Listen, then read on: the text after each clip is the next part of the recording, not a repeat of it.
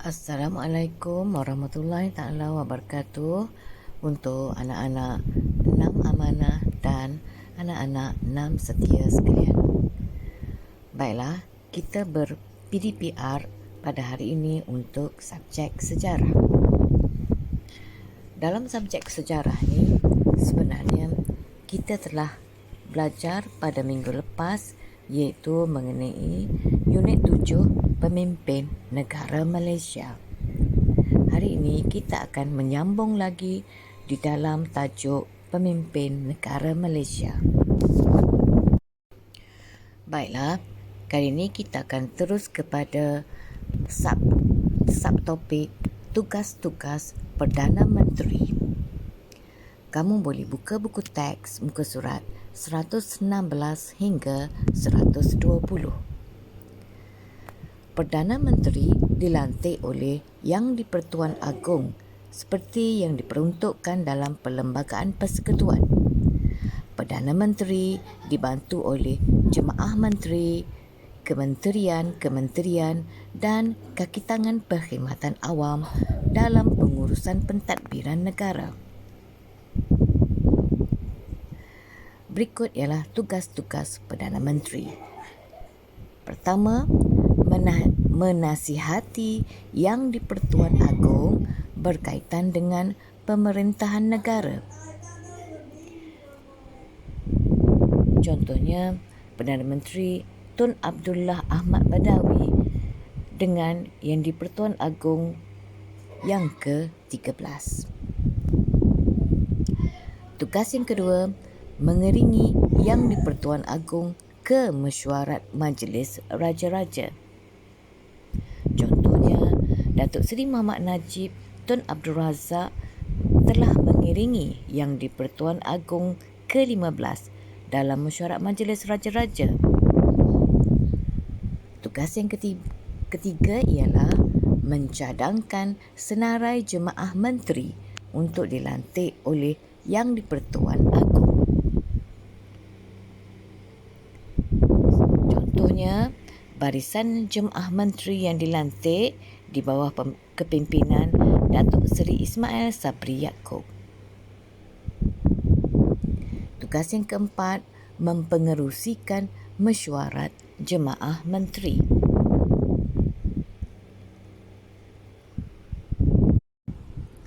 Baiklah, seterusnya, tugas Perdana Menteri yang kelima menjadi ketua pentadbir utama yang merancang dan menyelaraskan semua dasar negara. Tugas yang keenam, memastikan semua dasar pembangunan negara dapat ditingkatkan demi kesejahteraan rakyat. Tugas yang ketujuh, menjalin hubungan diplomatik dan persahabatan dengan negara luar. Dan tugas yang ke-8 ialah mencadangkan pelantikan duta, diplomat dan konsulat bagi mewakili negara untuk menjalin kerjasama dengan negara lain. Baiklah, seterusnya kita lihat pula pencapaian negara kita di bawah kepimpinan Perdana Menteri. Pertama, di bawah kepimpinan Tunku Abdul Rahman Putra Al-Haj. Beliau telah memperjuangkan kemerdekaan negara secara rundingan. Beliau juga berjaya merealisasikan pembentukan Malaysia pada 16 September 1963. Pencapaian kedua, di bawah kepimpinan Tun Abdul Razak bin Hussein.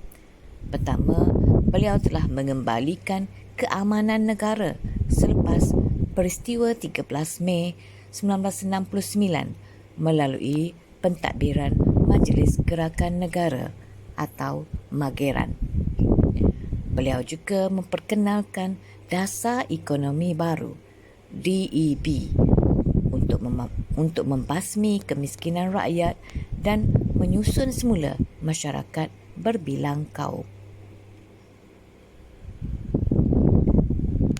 Yang ketiga, di bawah kepimpinan Tun Hussein On, beliau telah memperkenalkan Amanah Saham Nasional Berhad untuk memudahkan kaum Bumiputera memiliki saham dalam syarikat berhad. Kedua, beliau telah memperkenalkan program Rukun Tetangga untuk menggalakkan perpaduan dalam kalangan rakyat berbilang kaum.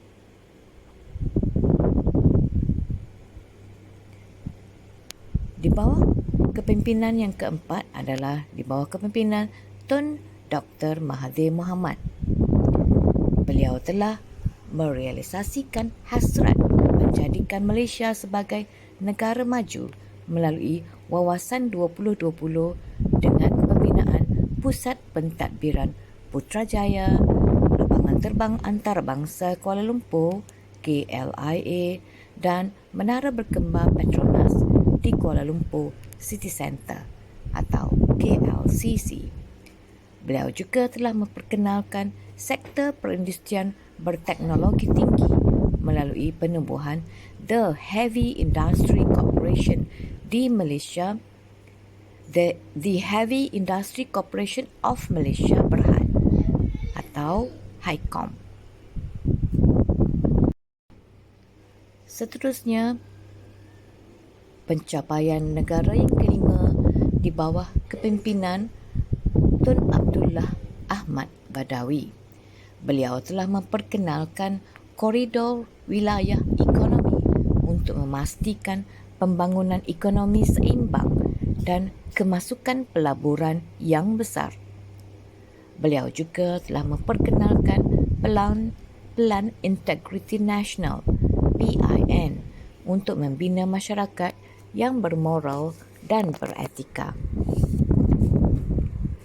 Seterusnya, yang keenam, di bawah kepimpinan Datuk Seri Muhammad Najib Tun Abdul Razak, beliau telah memperkenalkan gagasan Satu Malaysia pada 3 April 2009. Gagasan ini bertujuan untuk memperkukuh hubungan dan kerjasama antara kaum demi kesejahteraan negara. Kedua, beliau juga telah melancarkan program Transformasi Kerajaan GTP yang bermatlamat untuk menjadikan negara berpendapatan tinggi selaras dengan Wawasan 2020. Yang ketujuh, di bawah kepimpinan Tan Sri Mahyadin Muhammad Yassin, beliau telah menubuhkan Majlis Tindakan Ekonomi MTE untuk menggalakkan pertumbuhan sosio-ekonomi dan meningkatkan pelaburan. Beliau juga telah mengumumkan peruntukan besar dari segi keuangan untuk membantu rakyat susulan Perintah Kawalan Pergerakan PKP semasa pandemik COVID-19. Dan yang ke-8, di bawah kepimpinan Datuk Seri Ismail Sabri Yaakob, beliau telah memperkenalkan konsep keluarga Malaysia yang mengambil semangat institusi keluarga dalam memelihara agama, melindungi keselamatan, menjaga maruah dan memastikan nasib setiap ahli keluarga terbela. Beliau juga memperkenalkan konsep keluarga Malaysia dan meraihkan keterangkuman yang terdiri daripada pelbagai agama, bangsa, kaum dan usia. Baiklah, sekarang kita terus kepada unit 8 iaitu tajuk baru unit 8 Kemajuan Ekonomi Malaysia. Kamu boleh buka buku teks muka surat 124 hingga 127. Baiklah, dalam tajuk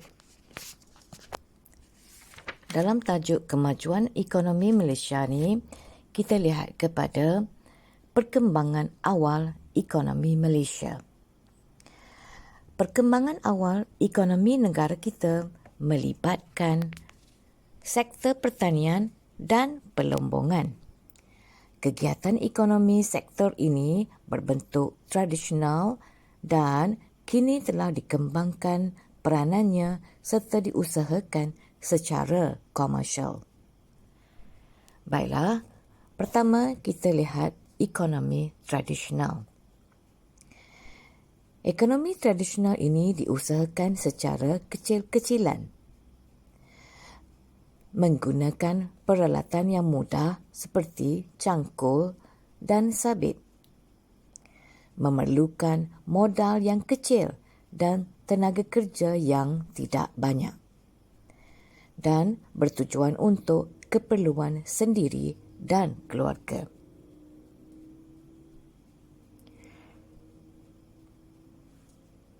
Baiklah, selepas ini kita lihat contoh dari segi sektor pertanian dan contoh untuk sektor pelombongan.